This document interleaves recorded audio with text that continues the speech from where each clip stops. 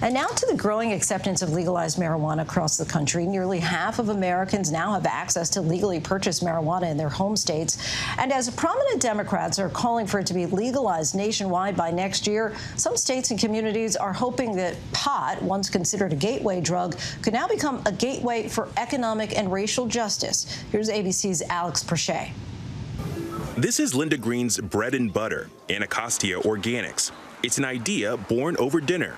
With some close girlfriends one night, someone mentioned that D.C. had legalized cannabis. And we all looked at each other because we're all in the same age group and products of the 60s and said, we should go in that business. Well, Linda, a longtime community organizer in the nation's capital, saw an opportunity to open a marijuana dispensary in one of the city's chronically poverty-stricken areas. This is not a stoner industry. It's been misconceived. It's not a stoner industry. It's an industry of healing. Linda is one of more than 320,000 Americans who work in the cannabis industry. Recreational use of pot is currently legal in 17 states and D.C. Sales in 2020 reached more than $17.5 billion. An incredible boom for an industry during a pandemic. And all of this despite the federal prohibition. The bill is passed. The U.S. House recently passed one of a handful of bills currently working its way through Congress that would strengthen the industry. The SAFE Act would make it easier for cannabis companies to do business in states where sales are legal. It's time for change. I believe the time has come to end the federal prohibition on marijuana in this country. Senate Majority Leader Chuck Schumer, speaking on 420, said the time is right for action on legalization. Not only to end the federal prohibition on marijuana, but to ensure restorative justice, protect public health, and implement responsible taxes and regulations. But is the Biden White House ready for it? At the federal level, he supports decriminalizing marijuana use and automatically expunging any prior criminal records. He also supports legalizing medicinal marijuana. So that's his point of view on the issue. But that's not full legalization, and data shows that's what most Americans want. A recent Pew Research Center poll shows 91% of those surveyed say marijuana should be legal. And of those respondents, 3 in 5 say cannabis should be legal for both medicinal and recreational use. Less than 10% believe pot should remain criminalized across the board. Looking at the current Congress and the current administration, do you feel as though that there is a clock, there is a window in order to get this through? I think there is a window of opportunity right now that maybe won't exist in a year. Andrew Friedman was Colorado's so-called cannabis czar. I was the governor's director of marijuana coordination. He created the framework for the first legal pot market in the country and has seen the industry grow from the start. Since 2014, marijuana has made over $10 billion in sales for the state.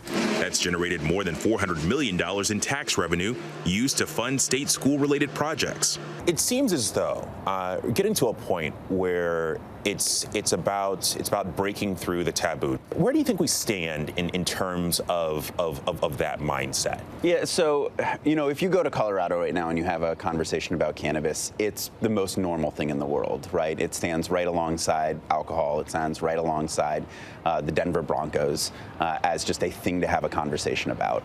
Andrew now runs the Coalition for Cannabis Policy Education and Regulation, a think tank that includes big tobacco, big beer, security companies, and others who have a stake in the cannabis industry. What's the strategy going forward? So our strategy is really to stop focusing on if legalization should go forward, recognizing that legalization has gone forward. It's a reality for almost half of America. It's here. It's here. And we really need to start talking about how rather than if legalization is a good idea.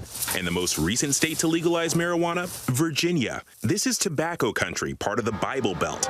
The Commonwealth, now the first to legalize recreational use in the South. It happened just last month when Governor Northam signed the law. This is the latest step we are taking toward building a more equitable and just Virginia. And while you won't be able to sell drugs legally for 3 years, the governor pushed for the legislature to speed up the timetable for legalization of simple possession to limit drug arrests.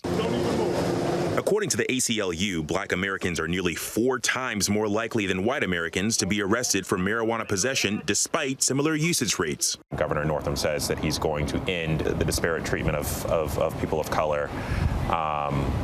I understand that this happening in Virginia is personal to you. Oh, it's personal.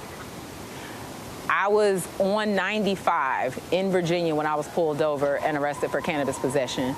Born and raised in Virginia, I, didn't think that would happen to me. Shanita Penny was charged with possession a decade ago.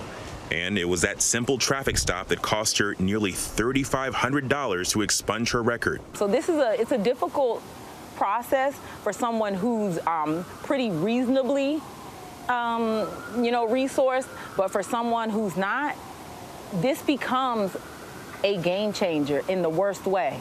Despite her run-in with the law, Shanita went on to rise to the top of her profession and work with Fortune 500 companies as a consultant. As the president of MCBA. And today, using her skills in compliance and business development, the one thing that could have ruined Shanita's life is now driving her way of life. It lit a fire under me to make legalization happen in a way that people who were not interested in consuming this plant or being a part of this industry, that they would fully understand why legalization is so important and how equitable legalization can impact your life, whether you're, again, touching this plant or not. Shanita says she believes her encounter with the law is an example of the staggering racial bias in policing minorities for possession. And as states start to decriminalize and legalize, the movement is turning towards using marijuana laws as a gateway to justice. Why was it so important to start with decriminalization of simple possession? We had to understand that if the legislation was truly going to prioritize racial equity and the harm that's been done, that we needed to stop the harm as soon as possible. And advocates say that growing revenue stream for states is being used as a possible source for racial equity and economic opportunity. From drug laws that were historically used to imprison populations of color to now laws that could help fund renewal. A lot of the conversation now is how do you make sure that the economic opportunities available are there for the communities most harmed by the war on drugs? One idea, reparations. This is a historic vote. In March, the town of Evanston, Illinois passed a resolution where tax revenue from pot sales will be used to help its black residents who faced historic unfair housing practices. $10 million total over 10 years to be used on home repairs or down payments. We have a lot of hopes on the commercial market here, particularly in Virginia, but it is going to be a hard push to truly make that equitable. And we would like to really say that this is a first step forward. This is a progressive step forward. Virginia's law includes something called the Cannabis Equity Reinvestment Fund. 30% of tax revenue raised goes towards helping communities historically over-policed for marijuana crimes. And for Linda Green, there's a reinvestment of sorts as well. One of the things that I did was I opened my dispensary in the community in which I live. Linda's workers come from her Anacostia neighborhood. She says she teaches them the ins and outs of the industry so that one day this little green plant can be used not only to heal the sick, but also her community. Alex Presha, ABC News, Washington. Hi everyone, George Stephanopoulos here. Thanks for checking out the ABC News YouTube channel. If you'd like to get more videos, show highlights, and watch live event coverage, click on the right over here to subscribe to our channel, and don't forget to download the ABC News app for breaking news alerts. Thanks for watching.